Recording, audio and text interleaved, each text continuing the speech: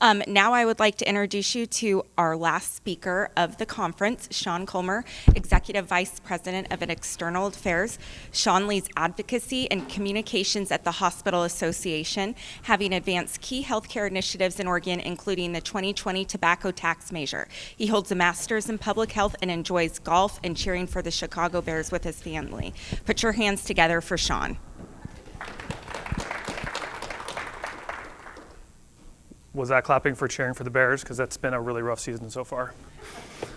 Well, thank you for having me. I'm glad I could do this earlier for you all so you can either golf or enjoy the outside or whatever else you're going to do at your conference today. So a couple other things before we get started here. I can see all the people sitting in the back. The A students left apparently. Would enjoy a conversation. We'll cover a couple of things today. So I'm politics, policy, advocacy, communications, but would love to have a discussion. So we'll cover some politics stuff. We'll cover some hospital financial stuff, which is, I know, your wheelhouse. We'll cover our agenda going into the legislative session in 2025.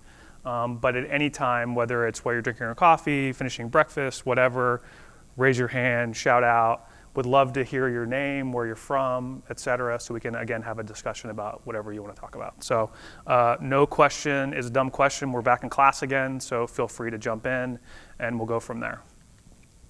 So let's start.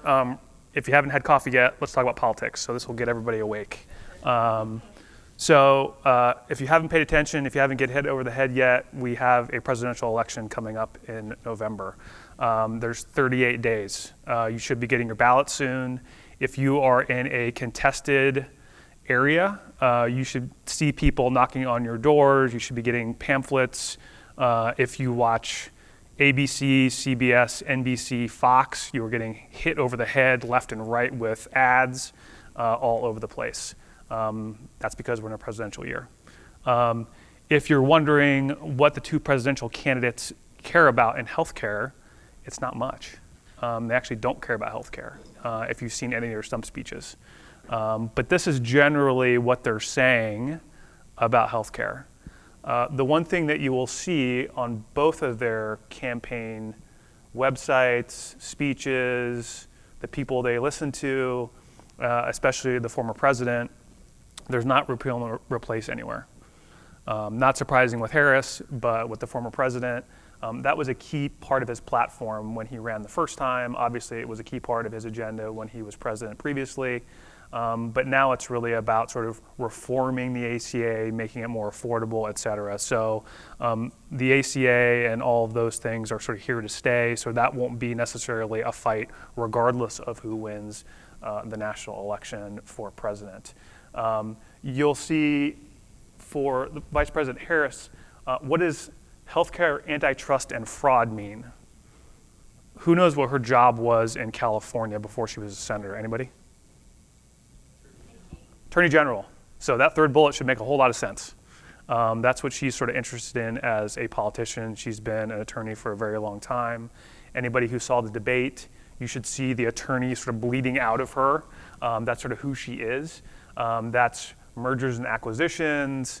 That's all those kinds of things. So that's sort of what we should anticipate with her and her administration sort of moving forward. Consolidation, all those kinds of things. There's not tons of detail about what those things mean, but again, should not be surprising as we sort of think through that. Restructuring Medicaid financing. What does that mean? Again, shouldn't be surprising. There's not a whole lot of detail there. Those are sort of traditional conservative Medicaid block grant kind of conversations. Again, what most of this will be driven by for both candidates is more about Congress. Because although presidents believe they can do everything on their own, most of the things they're talking about will be determined by what happens in Congress. There's a handful of races in Congress, in the Senate and the House, that will determine whether they can do anything. The Supreme Court, as you all have seen, has made some pretty heavy decisions lately that say you basically have to write better laws in order to do stuff. You can't just do stuff on your own, and so that's going to require Congress to write tighter laws in order to be implemented. So that's going to make Congress's job a lot harder. And if you've been paying attention in the last 20 years, Congress has been pretty dysfunctional, regardless of who's been in control. So whether you vote Republican or Democrat, or you're an independent, or you're sick of them all, they haven't been doing a whole lot of work unless they've been pressured. So there's only a handful of seats that are up for grabs. It's fairly likely the Senate flips, but not to a degree that's going to make it in control of Republicans and they can do whatever they want. It is likely that Democrats can control the House. So again, we'll have sort of divided government again, depending on who wins the presidential race. So again, we're going to be in this sort of weird state again where regardless of who wins the presidential race, we're going to have divided government in Congress. So again, as we think about healthcare, likely nothing big is going to happen, is our estimation. They'll be focused on other things, doing other things, and probably just trying to figure out how to run government, honestly. So as we think about healthcare and healthcare policy, we don't anticipate big changes on the horizon. What does that mean for Oregon elections? Obviously, we have 6 seats. There's really 3 congressional seats that are up for grabs in Oregon. Those maps are the 3 seats that are up for grabs, but there's really only 3 here. The one that's really only up for debate, who lives in Congressman Chavez DeRemer's seat? Raise your hand. Does anybody know? Nobody knows? Or nobody lives there? So we're in her district right now. And it runs all the way to Lake Oswego. Yeah? Do you know? This you know now? There you go. So it runs from basically where we're sitting all the way through to like Lake Oswego, Clackamas County, Detroit, so it's sort of that's the district. So she got elected 2 years ago, and she's an incumbent, and she is one of the highly targeted seats in the country. So there's going to be $6, $7, $8, $9 million dumped into that seat. And State Representative Janelle Bynum will be running against her as a Democrat. She's a long-standing state representative. National Democrats will be pouring tons of money into that seat to try to beat Chavez DeRemer. They have faced each other multiple times for the state house. Janelle Bynum has beaten her a couple of different times. Janelle Bynum's seat is in Clackamas County. So she's going to be very, very strong on the west side of the mountains. And that's where Chavez DeRemer actually lives. So this will be one of the probably 10 seats you'll hear about on election night. So national Democrats, national Republicans are going to be using this seat as a bellwether for what happens in the House. The other 2 seats, there will be money spent in these seats, but we don't anticipate these seats will flip. Both of these seats are Democratic seats. Money will be spent because they just spend money when they raise it. That's just sort of how it works. But especially with the transition from President Biden to Vice President Harris, these seats are no longer going to be in play in Oregon. Republicans had a vision, especially with Congresswoman Hoyle, to potentially go after her because her district actually leans a little more Republican. But with the transition to Vice President Harris, that's unlikely that seat will flip or even be competitive come Election Day. So let me sort of pause here for a second and see if anybody has any questions about Congress, national elections, all the things you're going to see and get hammered with between now and Election Day, because everything's waking up now that we're past Labor Day and now that school started. Everything's been sort of dull, and now you're just going to get hammered with ads, leaflets, people knocking on your doors, especially the folks that are sitting in CD5. Yeah? What's your take on this whole thing if RFK was to be in charge of HHS? Is that seen as a remote possibility or probably not from the Trump administration? I don't have any idea the value proposition of saying that other than trying to win his voters to either vote for him or not vote for Harris. Whether he would run HHS or not, who the heck knows? But that's the value proposition. Yeah.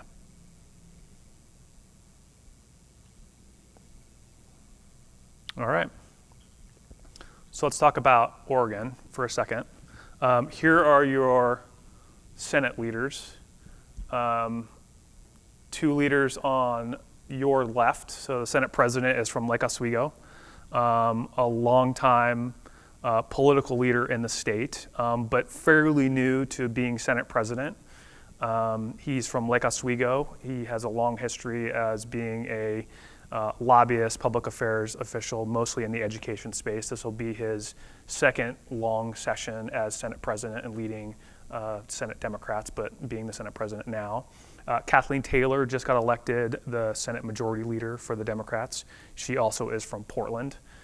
She is an auditor by training, but again, this is her first term as Majority Leader, but she's a longtime senator as well. And then Daniel Bonham is a small business owner, longtime legislator, started in the House. This is his first term as a minority leader, longtime senator. This will actually be his last term because of all of the walkouts. If people remember the walkout conversations that happened the last couple of years. He is now going to be termed out because of the walkouts. He's one of the senators that walked out. So this will be his last long session. So that will be creating some conversations in the Senate about how that group gets led. But this is the group that's going to be leading the Senate. This is a new group in terms of how they're going to lead the conversations in the Senate moving forward. But this is the group that's essentially making political decisions, making deals in the Senate, et cetera, moving forward. Here are your leaders in the House. This is a brand new group. Speaker Fahey was elected after Dan Rayfield decided to run for Attorney General. You're probably seeing ads for him. He was a long-standing Speaker of the House after the current governor got elected governor. But she is a long-standing House member from the Springfield area. Majority Leader Bowman just got elected Majority Leader after the short session in February. He is a freshman legislator, but a very seasoned political operative. And then Minority Leader Helfrich from the Hood River area actually just came back. He lost an election a couple years ago and then got reelected 2 years ago and is now the Minority Leader from Hood River. So again, these are the new leaders. This is a brand new group of leaders in the House to lead the 60 members of the House. So what the heck does this mean for the governor and how she's going to lead? This is her second long session. So again, 4-year terms for every governor. Our governor's races are in between presidential elections. So she was elected 2 years ago. This will be her second long session. These are her priorities moving forward. As you'll notice, healthcare isn't necessarily on her priority list other than behavioral health. So most of the things that we are going to be working on aren't necessarily priorities for the governor. If you've seen anything from the governor over the last couple of months, couple of years, it's been housing. So that should not be a surprise to anybody what her priorities are. She's always been very clear as a legislator, very clear what her priorities are, and she drives them over and over and over again. So we anticipate exactly the same thing coming into the session moving forward, and then she'll use the legislative process to drive other issues. But these will be her priorities coming into the long session. So what do we think the election is going to look like? As a reminder, the House gets reelected every 2 years. So every legislator in the House every 2 years has to get elected. Half of the Senate gets elected every 2 years.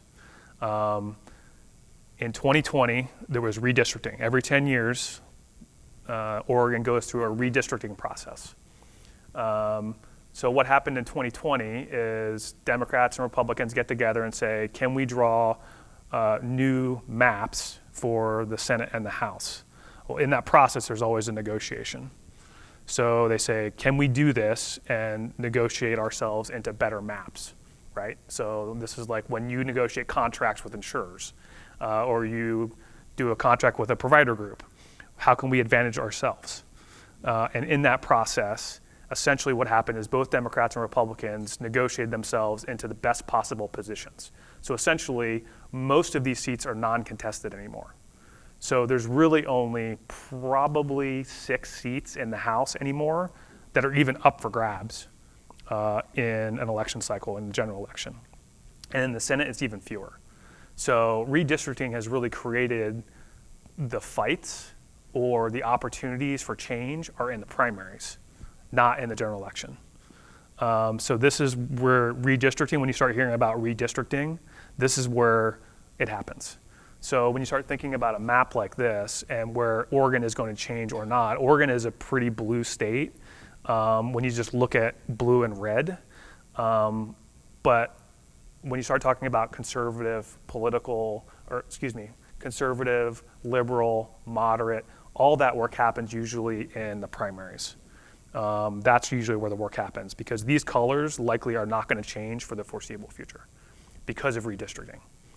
As one example, in Cottage Grove, there was a Republican that was elected 2 years ago in the House, and he was primaried by another Republican, and it was basically a family fight about how he was going to get elected or not, and he wound up losing that election.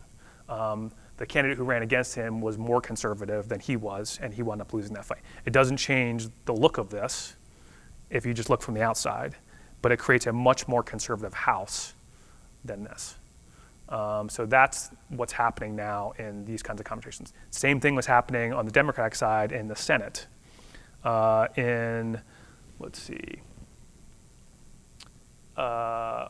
of the Portland Senate seats in inner Southeast Portland, there was a primary, and the person who won the primary is all she cares about is climate change.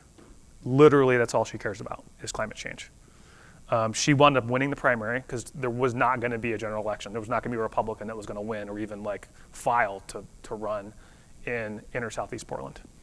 Was never going to change the color on these maps, but that changes the dynamic in the Senate because it creates a much more progressive caucus in the Senate. So again, this is what's happening in Oregon politics, is we're getting this kind of stuff to start to happen versus in Oregon, even if the colors were like this, there was a center of gravity in Oregon politics. But right now, what we're starting to see is both sides are doing this because of what's happening in the primaries because of redistricting. So I hope that makes sense. That's really inside. But if you just look at these blue and reds, you're like, well, it hasn't really changed that much. The differences aren't that big. The Senate's 18-12. That's not really big numbers. Why can't you find the middle ground? But the shades of those colors underneath are much darker red, much darker blue than they realize, especially sort of culturally, values-based, one-issue senators, one-issue Congress or House members. So that's the issue that I think we are all running into as we're talking to these members. So that's what's happening. So as we think about what it's going to look like in 2025, there's not very many seats that are up for grabs in the general election. So as we think about what is the House going to look like, so the House currently has 35 Democrats, and the Senate has 17 Democrats. So we think the Senate's going to wind up being 18 Democrats. That gives them a supermajority, which basically allows them to do essentially anything they want, including passing taxes without a Republican vote. And then we think the House likely sits at about 35, could likely go up to 37, which means they also can pass a tax without a Republican. Typically, when I've seen those kinds of environments, that's not good public policy making. And even some of my Democratic friends would agree with that, because you create bad public policy. So the question then becomes, what does that mean and what are the sort of issues we're going to wrestle with? So let me stop here for a second and see if there's any questions, comments that folks might have.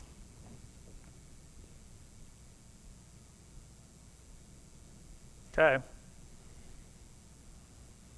Stick some bourbon in that coffee. Okay. Here are the priorities that legislators are mounting for session. And we'll talk about some numbers here in a second for the finance folks in the room, which I think is everybody. Yeah, Wendy. No, absolutely. Yeah. So given the makeup of that two chamber, Yeah. I know that this is not anything that not most people really think is going to happen, but what about the Greater Idaho initiative that's wanting to split? Would we basically be looking at 2 blues and no red? I mean, that would be the case. And what is the process for that? What's the likelihood of it happening? So. 13 counties have signed on. Mm-hmm. Their people have spoken. Yeah, so that would have to be a ballot measure.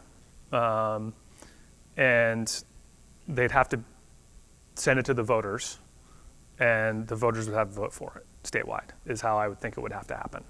I wasn't sure if it had to go through the legislature before it went to the ballot or what No, the process is. no. We haven't seen this before, but it seems to be gaining. Correct. So if you think about the regional makeup, I mean, you're thinking about this right. If you think about what's the blue and what's the red, almost all of the red is in non-urban areas. That was my point. Right, It would be a blue state completely. right, Basically in check. right. If you think about landmass, most of the landmass is in the red. Most of the people are in the blue. So that's sort of what's happening here. There are, to continue to bring hope to this conversation, and not just like, this is usually my like, oh my gosh, you're like making me sad. There are a lot of moderate blues, especially as you start thinking about the mid-valley, the low valley, even the southern part of the state. There's a lot of moderate blues, and there's actually some moderate reds too. So again, there's shades of these colors, and so got to think through that as well as we start thinking about public policy. So as we think about what are the priorities of the legislature as we're starting to talk to legislators and talk to leadership, these are their priorities moving into the next legislative session. Housing, housing, housing. And this one's a bipartisan issue. This is not a governor issue. It obviously is one of her priorities. But this is an issue where you can get, Senator Finley from Eastern Oregon to, Rep, Boomer down in the South Coast, and then you can get, Rep Reschke down in Klamath. Everybody believes this is an issue. There might be some differences about how you get there, but this is a huge issue, and this is going to be a continued conversation in the legislature. And how they're going to get there is going to be, again, a conversation, but I think this is continuing to be an issue, both housing and homelessness, and how they get there and how they figure this out. Transportation. To give you a size and scale and scope of the issues. ODOT, so who runs all the roads, bridges, all that sort of stuff, is using the word insolvency as we're walking into the state budgeting process. They're going to have probably at least $500 million worth of resource they're going to need just to do the things they normally do, much less anything they have to do. So $500 million to $1 billion worth of resource that they're going to need from the legislature. That's an enormous request coming from an agency where, like, yeah, it'd be nice to have a bridge that works and doesn't fall down. Yeah, it'd be nice to have roads that aren't going to fall apart. This is like basic infrastructure stuff. This isn't like the nice to have things that legislators like to be able to bring home to constituents. So this is a huge issue that is going to be tackled. And when transportation packages come together, they're usually highly political, they're highly negotiated, and they're really, really tense. So this will be a huge issue during the session that likely you will see about and read about if you care about this stuff and you want to read about this sort of stuff. Education budget. Who remembers the Student Success Act tax passing a couple years ago? Raise your hand. Sort of. Cat tax? No? Okay, well, that's good and bad. Okay, Wendy remembers. Okay, so Education Association, some business groups, and the legislature passed I think it was 2%, Wendy, am I right? Remember this right? Yeah, it was impactful. Essentially levied one of the first taxes ever in Oregon to increase funding for schools. Because the way Oregon works is schools essentially get all their money from the state. And it just wasn't keeping up pace with how to fund schools. It just wasn't. So they did that. Well, what we started to see now, especially post-COVID, is schools obviously got tons of resource from the feds, and that money dried up. And schools now still don't have resources to fund the things they need to fund or they could fund. And now they're having a discussion about, well, is the state school formula working right? Are we getting the right outcomes? Are kids learning? What outcomes are we getting? And the answers to those questions are no, no, and no. So, I'm a parent of a senior. I have a kid who's already out of school. I probably would say all those same things too. But there's going to be an outcomes conversation as well. So this will also suck up a ton of conversation during the legislature. This is always the biggest budget for the state. This is always the biggest conversation at the state. But any conversation about revising the state school fund budget drives what else is funded throughout the state. Because this is the biggest general fund expenditure. So all of us that pay taxes to the state drives into this budget. So that's how this works in terms of schools. So this will be a huge conversation. Anybody know about this? I won't pick on Wendy. What do you know? Oh, you did? Oh, okay. Who wants to talk about it? Anybody? Yeah? Isn't that basically the bribe to all the working residents? The bribe? Yeah. What else do you know? $1,500 per individual. Yeah. Anybody else?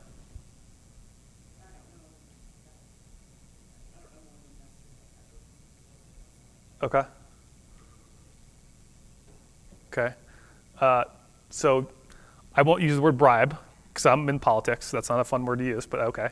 That's a good word for this morning. So the proponents are calling it the Oregon Rebate Program. So think about, and in national progressive circles, they call it a basic income policy, which is essentially like a redistribution of wealth. So essentially think about it as taxing corporations at whatever level you want to tax them at, and then redistributing that money to whoever you want it to. So that's essentially the policy frame. And so in Oregon, we have prided ourselves as Oregonians for 50 years that we can get things on the ballot if we want to and bypass the legislative process and just do stuff. We've done this forever. Think about any other thing. Think about legalization of whatever, or you name it. That's just sort of the ethos of what we are as Oregonians. So if you believe in a thing, you get enough people to say yes to it and sign a petition, you can get it on the ballot and you can have your fellow Oregonians vote yes or no for it. That's sort of who we've been as Oregonians. Well, that's a good thing unless you have things like this that come from out of state and say, we want to try it in Oregon because we are a very cheap state to do those kinds of things. You only need 120,000 signatures on something to get something on our ballot. That's not very much. This essentially is that where you're taxing corporations that have $25 million worth of sales, and then you're redistributing that money to every Oregonian who's been here at least 200 days. And then the estimate from the legislature is that's about $1,600 per Oregonian. So that is going to blow a hole right in the state budget, because that money's not going to go to the state. It's going to go towards everybody in this room.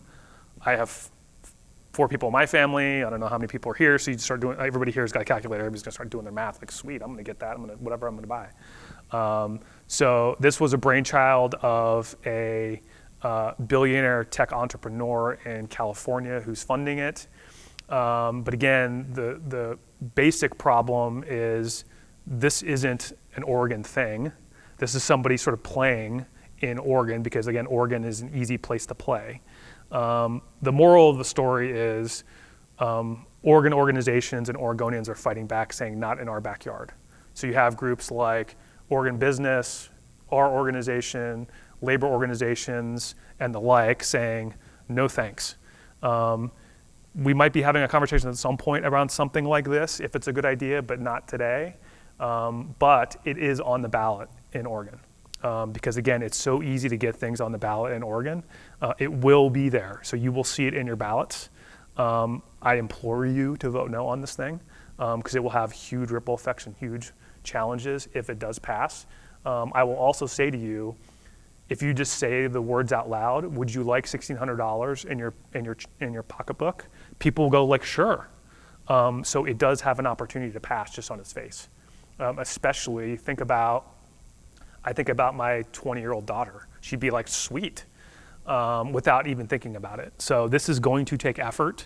The campaign that we're a part of is probably going to raise between $20 and $25 million to defeat this thing. Just think about the wasted resources and efforts to do this, just because somebody has an idea and is writing a giant check to put this on the ballot. This is kind of silly. So bad policy, bad politics, bad for Oregon. So you'll see it. I don't know how much you'll see the proponents pushing for this, but it will be there, and just wanted to make sure that you all saw this. Any other questions on this one? Glad you had a session on it. Good job. Yep. All right. So this one's right in your wheelhouse. So you'll teach me more than I'll teach you. So I think this is one of the big ones that we need to make sure that we ground everybody in as we're having these conversations. So there was a significant change in public policy that I think is continuing to impact the state, not just you all, but everybody, that we need to continue to acknowledge as we have these conversations. So we have continued presumptive eligibility for Medicaid, but we have continuous enrollment now. And look at the line. 1.1 million Oregonians sort of pre-pandemic, through the pandemic, and now we have about 1.3, 1.4 million Oregonians on Medicaid. How many Oregonians do we have? 3.8 maybe-ish? So we basically have a third of Oregonians on Medicaid. That top line is not going to change for the foreseeable future. It's just not. The public policy in Oregon now is they're not going to be kicking people off. The goal is to keep as many people on as possible, and the process is as easy as possible to sort of keep people on. They're getting better information, they're doing better processes. That's the public policy goal. So this is going to be the reality for a long time. In the past, Oregon wasn't trying to kick people off, but the process was so hard, there was just natural churn of Medicaid, so it would sort of keep down the rolls unintentionally. But this is going to be the reality for you all and for us as we think about healthcare in the state. So I think this is what we've got to work towards moving forward. And as much as we love Oregon, Oregon has never been a wealthy state. So as you think about 200% of poverty, which is essentially that line, Oregon's basically been there for 25 years, even at its peak of success. Families are right there. So as Oregon does well, or even as Oregon struggles, that's really where families have been, a family of 4, a family of 2, kids. That's basically where we've been. So this idea that Oregon's gonna like come roaring back and this line's gonna change a whole lot, it's probably not gonna change a whole lot. For those of you that live in Portland, you've got Intel laying off a ton of people, we've got Nike laying off a ton of people, we've got really anchors of the Oregon economy, not the Portland economy, the Oregon economy, doing a whole bunch of stuff. This line's gonna stay where it is. So as we think about healthcare again and the work that you all do, this is the line. And a third of Oregonians are covered in this way.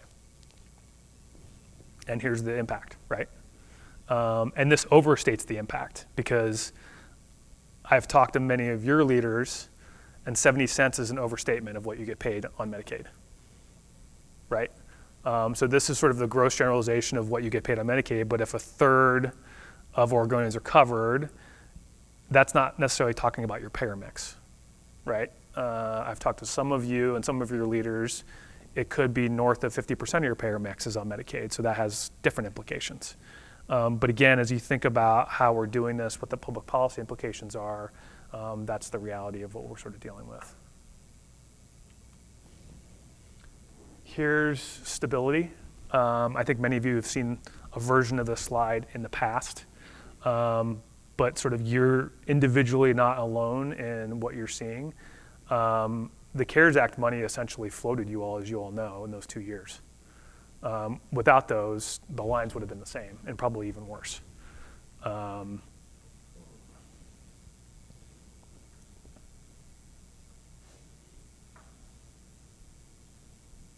People, right?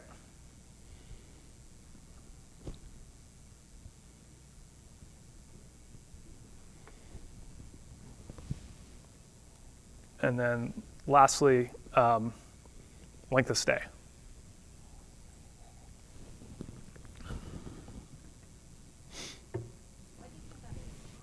Why do we think this is? So here are the things that I hear most. Acuity, and there's nowhere for folks to go. So I'll use long-term care as an example. So someone will come in, there's no medical necessity anymore. Discharge planners will say, this person's ready to go. And they'll call up their long-term care facilities and say, but this person isn't ready to go home yet, they need the next step down.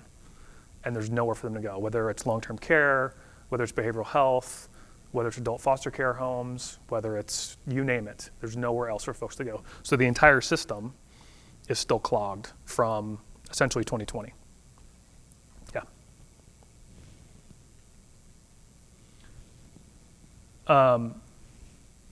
On top of all of those things, we've continued to see our insurer friends continue to be more and more aggressive in their practices. And this seems to be a newer and newer phenomena in Oregon. For a long time, we had this interesting bubble in Oregon where we had this more collaborative relationship with our insurer friends. And for some reason, and probably the pandemic changed a lot, but for some reason, we as the association started hearing more and more tension between our members and carriers. And it was just this friction, and I think it's just because of the financial tension that everyone's feeling, both on the carrier side and from you all and your members and your leaders. And just this constant tension now between who's doing what, how they're doing it, what's happening, that you used to see nationally, you used to see in other states. There was a different bubble here and a different relationship here, and the leaders knew each other and people knew each other and they worked it out. We're seeing less and less in that now, where we don't have that bubble that we used to have. And so we're seeing that sort of natural tension of financial pressures that everyone's starting to feel. And in this area in particular, for those of you that are from the St. Charles area, this was one of the biggest ones that we saw recently, was the dynamic between St. Charles and their Medicare partners. Access issues. I've been doing this work for, gosh, date myself, I had probably way more hair and less gray, for about 20 years now. This is the most I've seen access issues publicly covered and things being shut down in my tenure doing this work in the public policy front. And I know that's not reality, but this is the biggest time I've seen it happen publicly.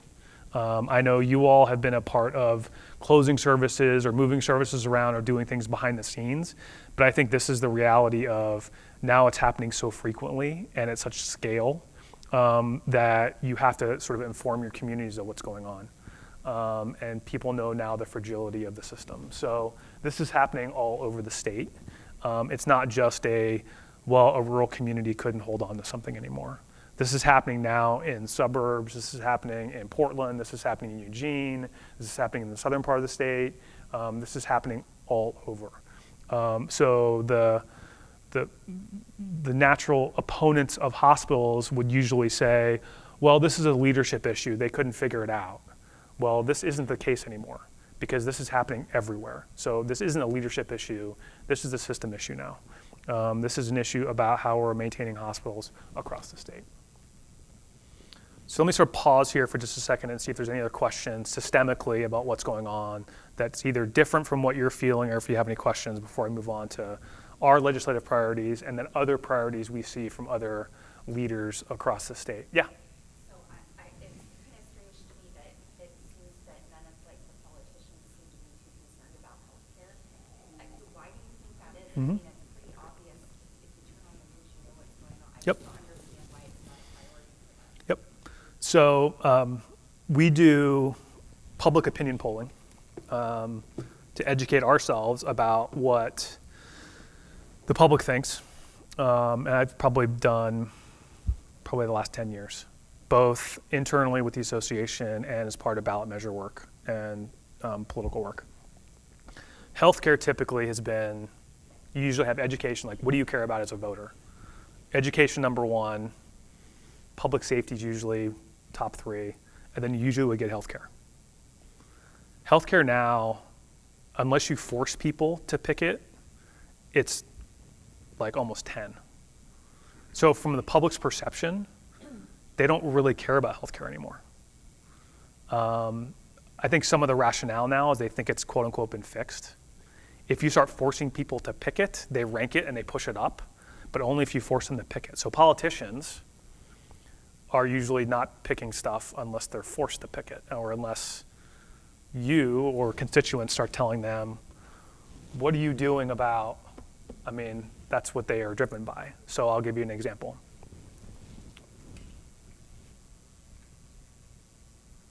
Baker City.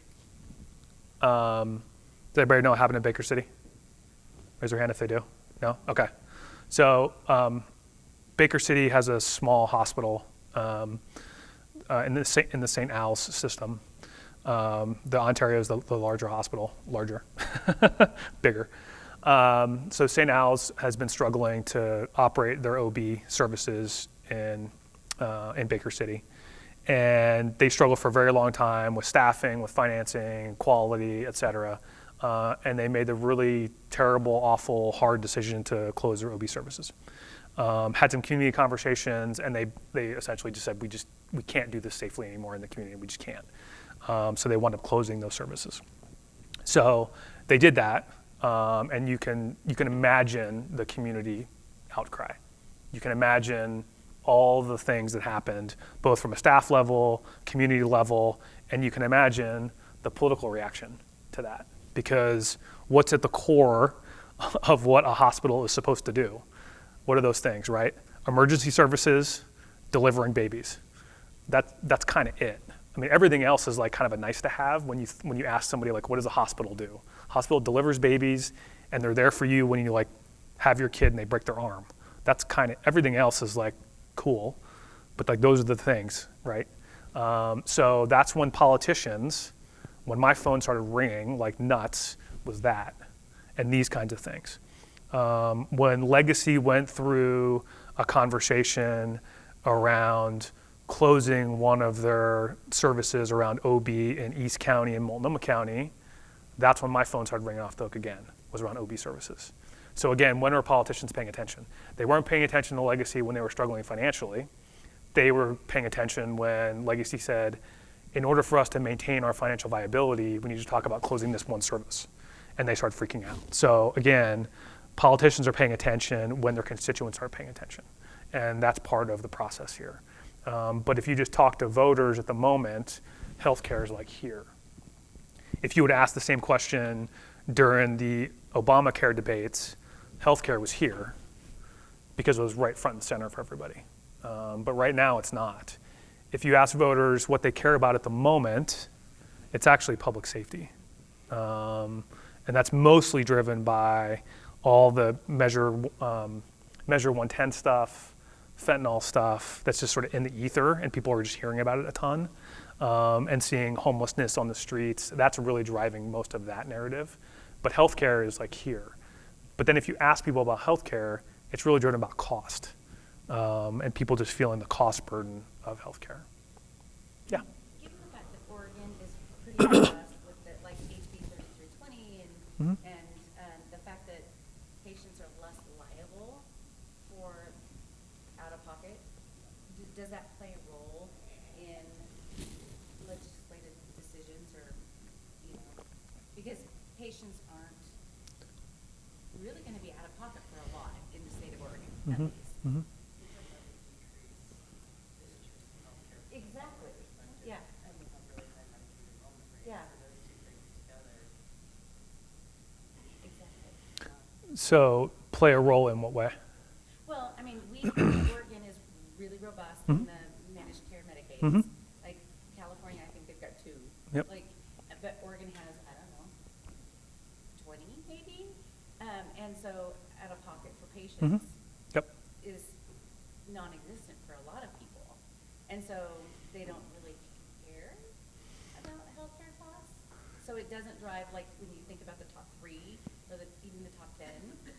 Does that play a role in it? So, Because legislators should still care. so here's an interesting thing. So, Oregonians care a ton. When you ask them about healthcare in particular, they care about cost a lot. That's like their number one thing, like by a mile, is cost. But if you break it down, like if you break it down by age, the number one thing for older folks is access. They don't care about cost very much because most of the folks are on Medicare, and which makes sense. For the legislature, the number one thing, if you just count up all the bills, there's usually 5,000 bills in the legislature. Number one thing, healthcare, which is fascinating. So they quote unquote care about it, but whether they're fixing or doing anything that's actually real is the question. Yeah. So here are our priorities moving into the 25 session. It should look familiar based on what we've been talking about and how things are leaning into not only legislative priorities, finances, et cetera. Obviously, the biggest piece is OHP funding, rates, et cetera, discharge delays, and then insurer reform. And we'll talk about each one of these in just a second. There's two significant taxes that help fund the Oregon Health Plan that then help pay for hospital rates. So we have to fund those two things in the 2025 session. And then as part of that discussion, it's going to be a rate conversation for hospitals. So those are going to be the two priorities for us moving into the 2025 session. Discharge delays. So we kind of talked about that already, about how we're going to move people from a hospital setting to other places of care. And these are the three things that we're going to be pushing legislatively through the 25 session. There's been a legislative work group that's been meeting for over a year now, that if in your leisure you'd like to read a gigantic report, I wouldn't recommend it, but it's a huge report, that will be moving through the legislative process to get people through the system. And then lastly, this will probably be the first time, at least in my term here at the association, that we've really leaned into insurer conversations. Mostly they've been led by the provider organizations like the Medical Association or the specialty organizations. But we'll be really pushing into how can we figure out how to make this system work a little bit better. Because clearly this has been an inflection point over the last couple of years about the insurer-hospital-provider relationship. And it's just not working as it should be working at the moment. And we've got to figure out a better way and a better path forward on this. So we'll be having those discussions with the leadership of the Medical Association. Here are a couple of bills in a couple areas. I'll let you read these and it'll probably spur some discussion that we'll also be leaning into. And I think 3320 is on here somewhere.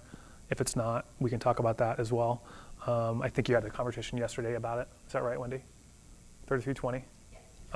We can talk about that one as well. A couple of times. But these are a couple of bills, a couple topic areas that will be in the session. These are just a handful that will also be in the session as well that we'll be leaning into. But these are just sort of topic areas. And then I'll sort of pause here, and if folks have any other thoughts, questions, or ideas, I'll just sort of pause here for a second.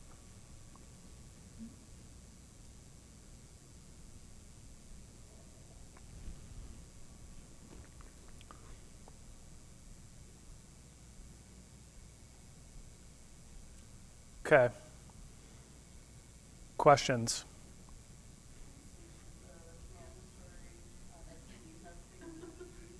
What's that? If my glasses were on, I could. Oh, yeah. This one's actually not going to happen, so don't worry about it. Yeah.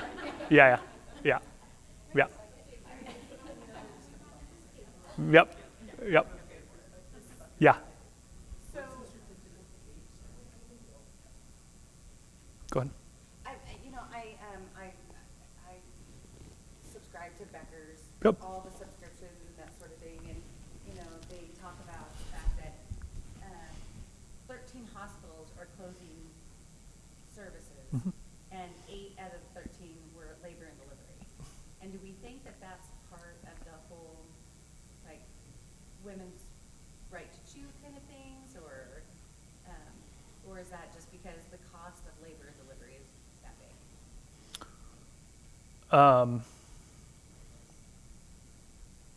I think it's just incredibly hard to operate a hospital at the moment.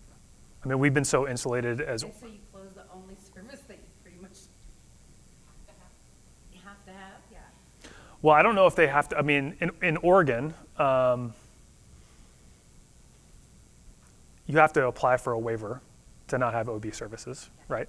CMS might require CAHs to have OB services moving forward as a condition of participation. So we'll see how that rolls out. OB services is a loser, as you guys know. It's a huge loser. So the question is going to become, what is CMS going to do to support OB services moving forward?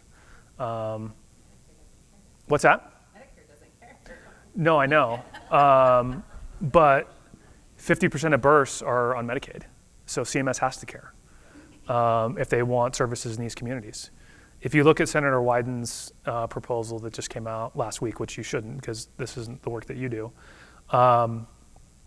he's trying to figure out how to force Medicaid agencies, regardless of where they are, to increase payments for Medicaid, and then do standby payments for critical access hospitals, for low birth hospitals, to address your point, because they just can't afford it.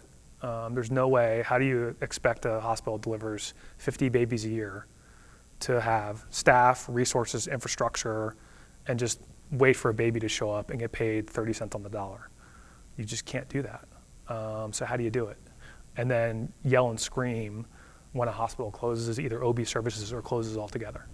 You can't do that. Or just be okay with them closing. This has got to be a new conversation. So we'll see. What's the certificate of need?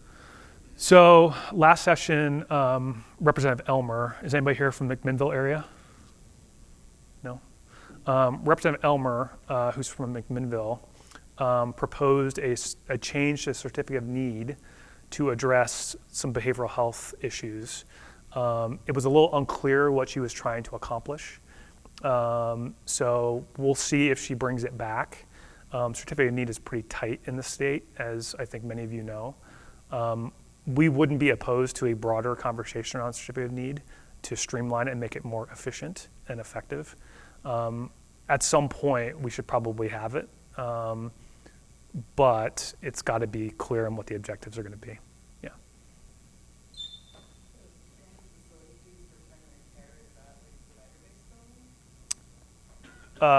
So what that would be is, yeah, so this is coming from Senator Patterson. She's the chair of the healthcare committee. And this is an example of, they go to national conferences and come up with great ideas and say, this would be a really great idea. But this is how they're going to ban those fees that you put on top of your primary care clinics as a facility fee. Yep. Yep. Not likely. Yeah. Yeah.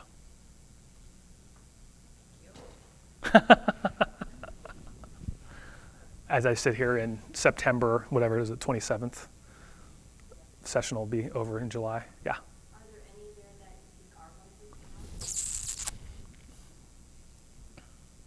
be? So the corporate practice of medicine bill, that was a priority of the now majority leader of the House. That bill got through the House last short session. It exempted hospitals, so we got an exemption to it to allow you all to do the work that you currently do.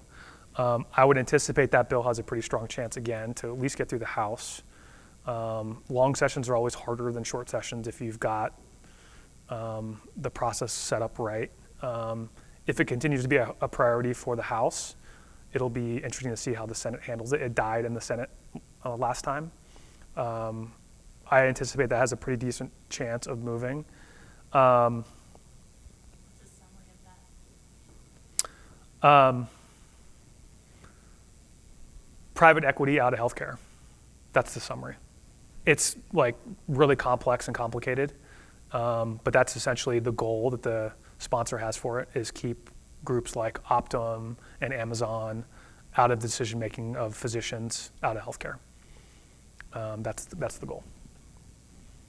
There's a lot of bad language in the bill, which is what our problems are with the bill as it's written, but that's how it's supposed to work.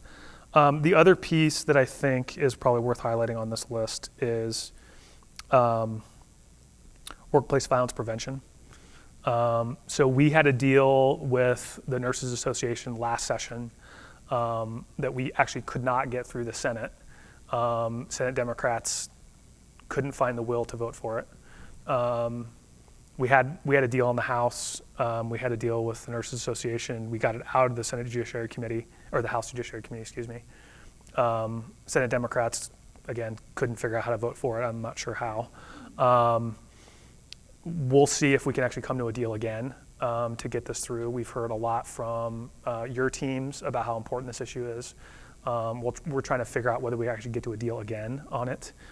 Long sessions are more complicated. The politics are more complicated. We'll see if we can get there or not. This is going to be a priority for the Nurses Association as well. We'll see. But that was a bill that died last session, and it's an issue we've worked on for the last 5 or 6 years. But the politics on this are rough.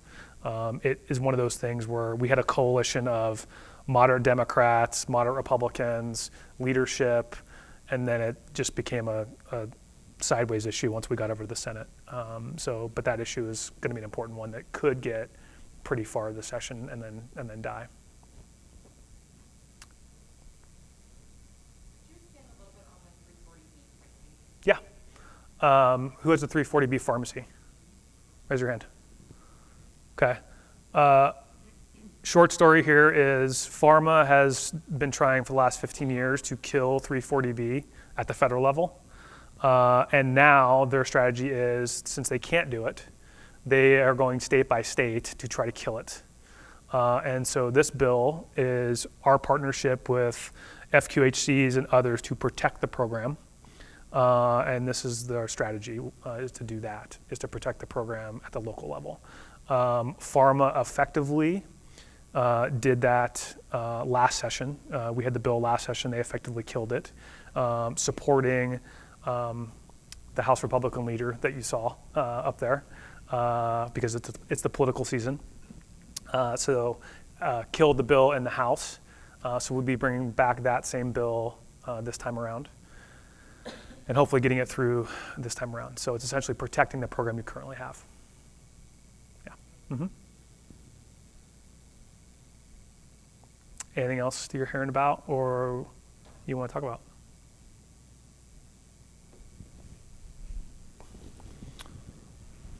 All right. I think that's all I have, unless you have any other questions, comments, political questions, election questions. Don't click on random emails. You'll be on listservs forever. Yeah. This is adding to what Tammy was saying, but it seems like with the lack of interest in healthcare Mm-hmm. at the federal and even the state level, but the focus seems to be more on unfunded mandates. Mm-hmm. When we talk about charity care and these other things, it seems like they're going around the edges on things, but nothing relates to providing funding for hospitals when it comes to uncompensated care. Yep. Charity care, et cetera. Yep. That's accurate. And I think this will be, I'm trying to get my memory back here. And this will be the first session in probably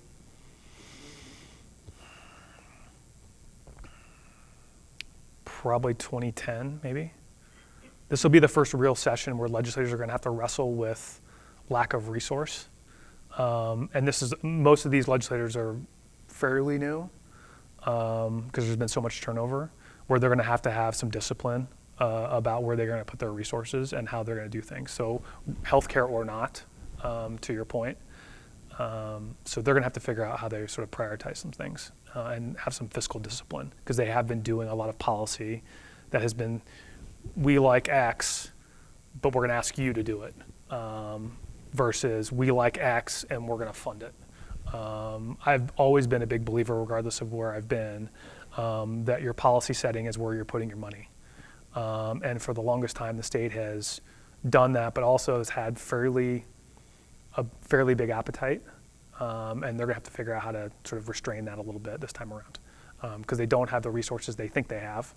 And they're going to have to figure out how to resource some of the stuff. Yeah. Yeah. I don't really know. I'm struggling with how to frame this question, but with a third of the state being on Medicaid, how much of the state would you say is on Medicare?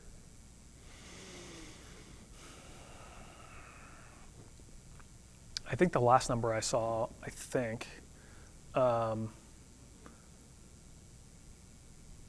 it's only like 500,000 to 600,000. I don't think it's that much. Yeah, I don't think it's that much. I mean, when you think about that, you think about reducing the patient burden from that ability to reference. Where does the like a universal health plan conversation almost enter the equation? Because it seems like we're moving towards universal basic income. Mm-hmm. The reducing patient burden. Yep. More patients being loaded into Medicaid. Like how does all this start coming together and you go, well, Yeah. So I'll take a step back from that for a second. So if you start thinking about, we'll go Medicare. So if you go from Medicaid plus state employees plus county employees plus folks who are on like the exchange, you start adding all those bodies up, you've probably got a large chunk, more than half of the states being purchased under taxpayer dollars. And if you start talking about regionalization, I'll use like this community as an example. That's probably the biggest part. And if you use Medicare as that too, you're probably talking almost 3/4 of your payer mix. I mean, the true commercial, like business commercial, it's probably a pretty small chunk. So to your point about at some point, what are we paying for and what are we getting for that? So that's, at some point, there's going to be that kind of conversation. And what's the state doing to sort of maximize their purchasing power and funding the things they need to fund? On Medicaid, are they paying their fair share and increasing the rates to make sure the system can be stabilized if they're paying for a third of the population? That's under the state's control. For state employees, they're a huge purchaser in many communities. What are they doing to support the system to make sure the rest of the system is supported? How are they coordinating those kinds of conversations? I don't know if we're ever going to get to a full universal system. It's just so incredibly complicated. That was the idea when Wyden put in what's affectionately termed as the Wyden waiver during the ACA. It allows states to apply to play with the Medicare money and play with Medicare, play with Medicaid, and sort of think about, can you play with all of the dollars and put everybody in the same pool, essentially? Nobody's taken advantage of it. Nobody's tried it. Who knows if anybody ever will. Yeah?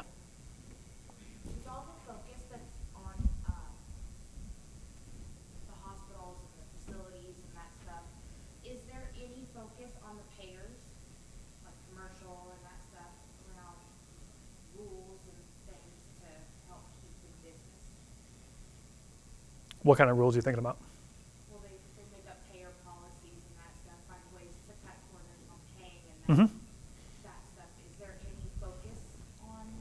Yeah, there's going to be a pretty significant conversation around prior auth and prompt pay and those kinds of things during the session to sort of speed those things up and figure out how to push payers harder. The opportunity and the challenge is how much of the regulated market can you actually hit? So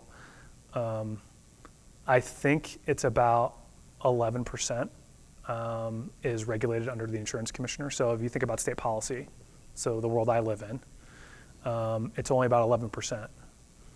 So I could make your life amazing and say, they have to turn, everything is authorized unless you hear from the carrier in 24 hours. And all of a sudden you're like, this is amazing. I get all kinds of money from the payers. But that's only like maybe 5% of your book. And all of a sudden you're still yelling at United because they're self-funded and not regulated by the state insurance commissioner.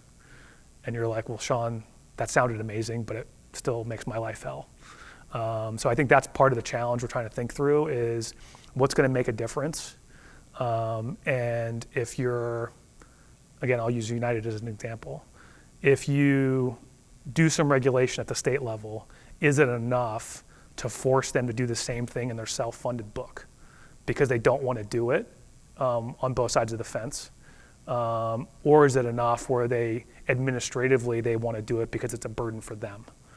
So that's the challenge and the opportunity we got to think through. Yeah.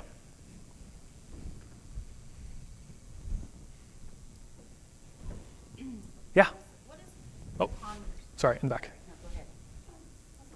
In the beginning of the year, when we were looking at health net termination for the Med Advantage plan, I remember reading on the CMS website that they were asking all of the Med Advantage plans to revisit and realign with traditional Medicare benefits and criteria. I haven't heard anything more on that or read anything more. Has the Med Advantage plans, are they realigning with traditional Medicare guidelines, or are they still going rogue? I have not heard anything else. So no, I haven't heard anything else. Yeah. What's the plan for that? Because the Med Advantage plans are some of the barriers for us being able to provide stable patient care. Mm-hmm. Have you heard of anything or what CMS is going to do to help these businesses? I haven't heard anything, but let's you and I touch base and we can follow up. Yeah. I'm just curious about the internal conversations about HB 3320. Knowing that 60% of Oregonians are going to qualify for financial assistance, and the whole idea that the providers and the hospitals are going to bear that burden with that. And the intent is amazing, don't get me wrong. I think the intent of that bill is amazing. But what's the internal conversations about these hospitals' legacy was closing services, and how the providers are going to bear that burden? Yep. Well, we have a legislative vehicle that we're going to put forward in 2025. We're still trying to figure out what the what is, because I think we've heard a handful of things from a handful of facilities about what the what could be. And part of our job is to catalog those things and then also say what is politically feasible as we go through that process. So that's what we're going through. Is part of the what improving the tool? Well, that wouldn't be legislatively fixed. So that's not really our gig. Will there have been conversations Yeah. with Oregon Health Authority about Totally. access to Yep. Department of Revenue. having access to tax data? Yep. Totally. So if that's, if we need to do some legislative stuff with Betsy, who runs Department of Revenue, and say, do we need a legislative fix to give folks access to revenue? Great. That's not statutorily mandated or not, maybe. Is there an opt-out mechanism we need to put in statute? Yeah, that answer is yes, if we need to do that. That's a yes. But those are all the things we need to work through. But determining whether you all use Experian or not, that's not statute. No, but that's the problem with the tool. Yeah. Totally. No, I get that. No, I understand that. Yeah, I understand that. Yeah. Do you see any impact on a company like Optum with the corporate practice of medicine? Any impact being what? Any changes in behavior? What answer do you want me to give you?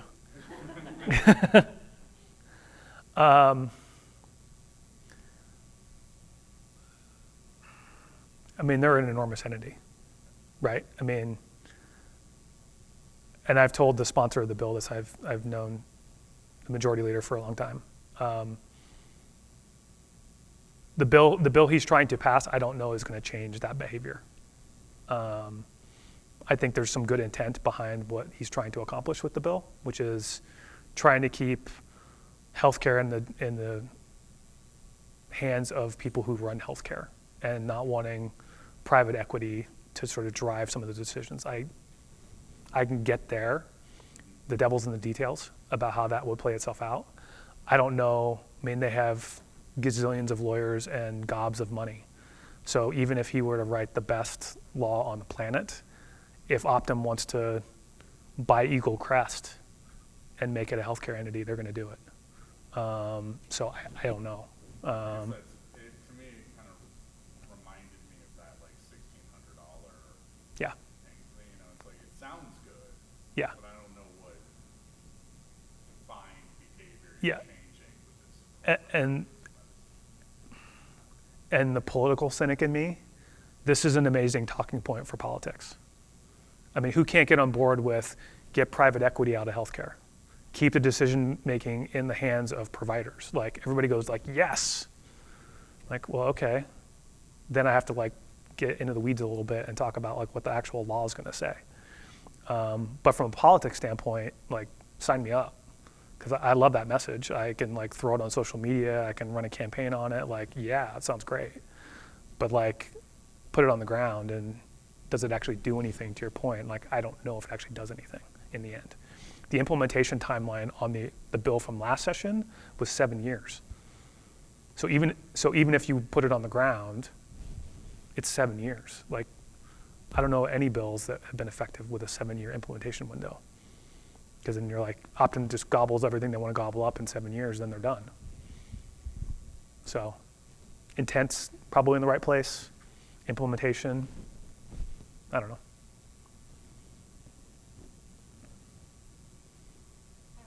Yeah.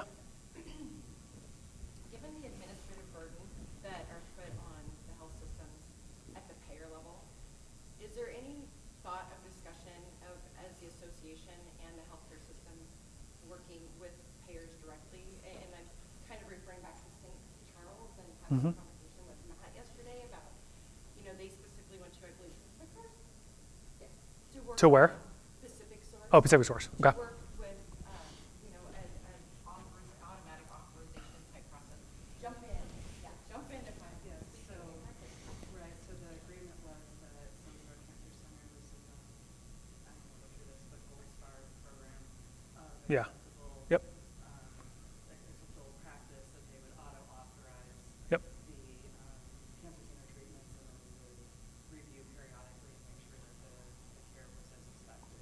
And that did actually greatly reduce Yep. the administrative burden on oncology services. Like a gold carding program? Yeah. So is there any, you know, chance that the association could work with the health systems to do something similar on a larger scale for those services that, for the specialty services? So short answer is yes, and there's two opportunities. One is going to be legislatively. So we're going to have that conversation legislatively. Whether that's a collaborative conversation or not is going to be a question. The second opportunity is, excuse me, is there's a group that's called the Health Leadership Council that has the leaders of these organizations, providers, health systems, payers that are supposed to have discussions like this at the system level to say, what are we supposed to work on together to make the system function better?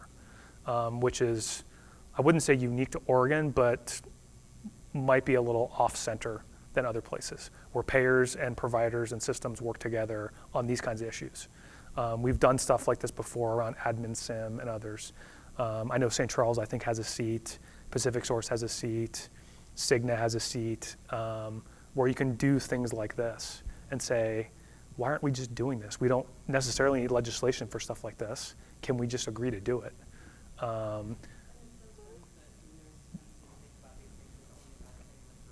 Mm-hmm. Totally. Yep. Yep. And I mean, politically, it doesn't look great to have a payer, you know, in the news for delaying essential cancer care because they take 30 days off, right? But there's that. And this may shock you, but I don't love to legislate stuff. That's just like that shouldn't be how the world works. And that's not how typically Oregon has worked. Oregon has worked because institutions can get together and figure things out. We have devolved, frankly, into having to legislate stuff. Some of the bills that you all have seen and experienced is because organizations can't get together and figure things out, and so they're legislating things, and in some cases legislating them poorly, and then you're bearing the results of those things and then figuring out how to fix them later, which is a problem. Right, right.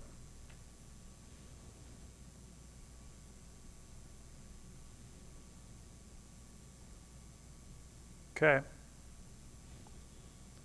My last pitch before I leave you and before you leave for the day, I think. Your ballots will be coming soon. Make sure you vote. Doesn't matter who you vote for, make sure you vote. All the way down the ballot. Don't leave any blanks. Okay, it's really easy to vote here in Oregon, so please do it. So that's all. Thanks for having me. Appreciate you.